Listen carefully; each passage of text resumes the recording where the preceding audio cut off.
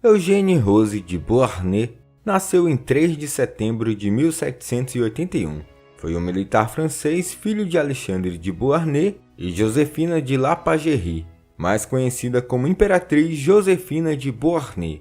Graças ao segundo casamento de sua mãe, Eugène alcançou o título de Príncipe do Primeiro Império Francês e Vice-Rei da Itália.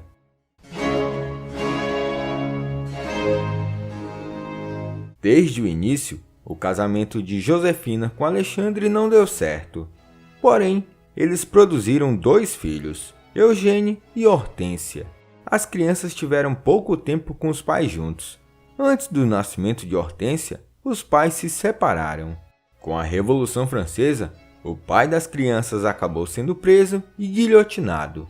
Durante um breve período, Josefina também acabou sendo presa, o que fez com que Eugène e Hortência tivessem apenas um ao outro.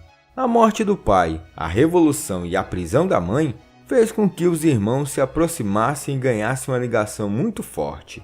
Em homenagem à memória do pai, Eugène acabou se tornando um soldado.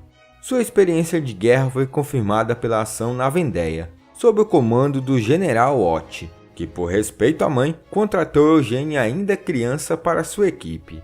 O segundo casamento de Josefina poderia ser um desastre para as crianças. O padrasto poderia não gostar delas e fazer com que eles se separassem da mãe. No entanto, foi a melhor coisa que poderia acontecer para Eugène, em se tratando de sua carreira militar. Napoleão se casou com Josefina em 1796, e sobre Eugène ele disse: "Um menino de 12 ou 13 anos se apresentou a mim e implorou que a espada de seu pai fosse devolvida.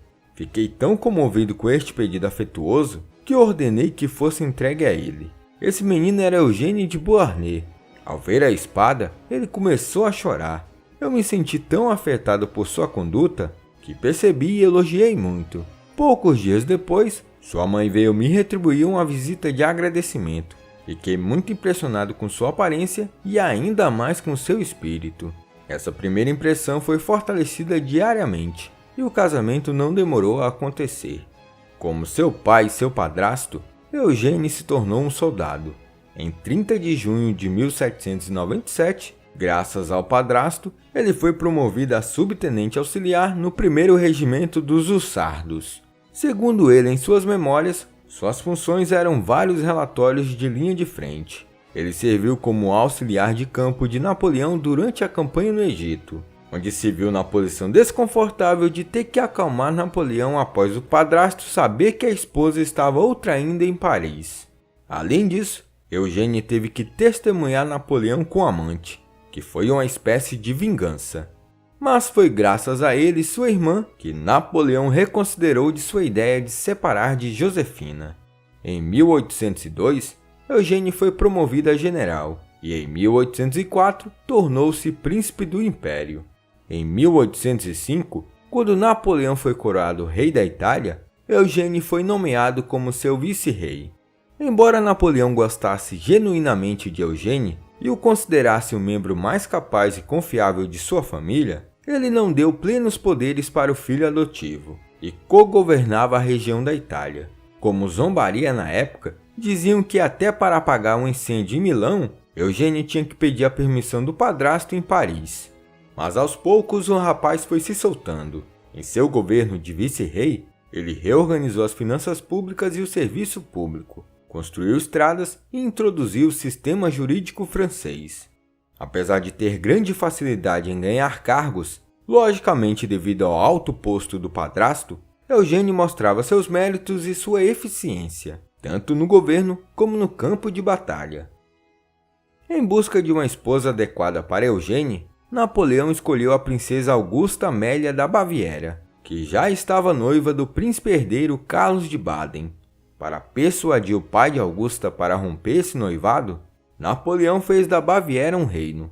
Ele também ofereceu a prima de segundo grau de Eugène, Stéphanie de Beauharnais, como esposa para Carlos de Baden.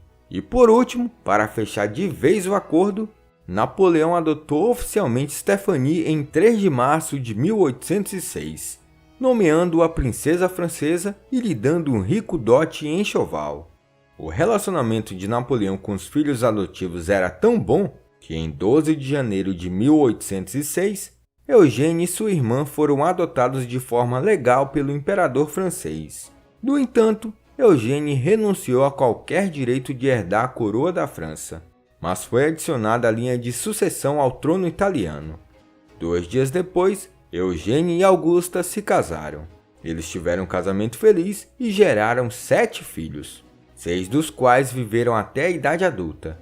Os filhos de Eugênie se casaram com famílias reais de Portugal, Suécia, Rússia e Brasil. Sim, Brasil.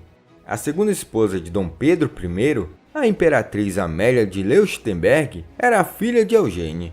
Eugênie não chegou a tratar sobre esse casamento e nem conheceu Dom Pedro, pois na época já havia morrido.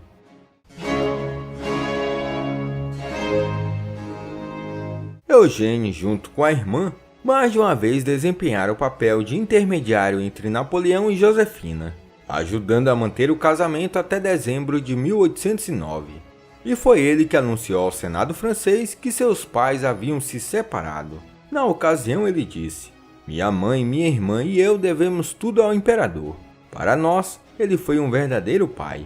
Ele sempre encontrará em nós filhos devotados e súditos submissos." Na guerra contra a Áustria em 1809, Eugênie, como comandante do exército italiano, obteve uma importante vitória em Raab e lutou bem em Vacan.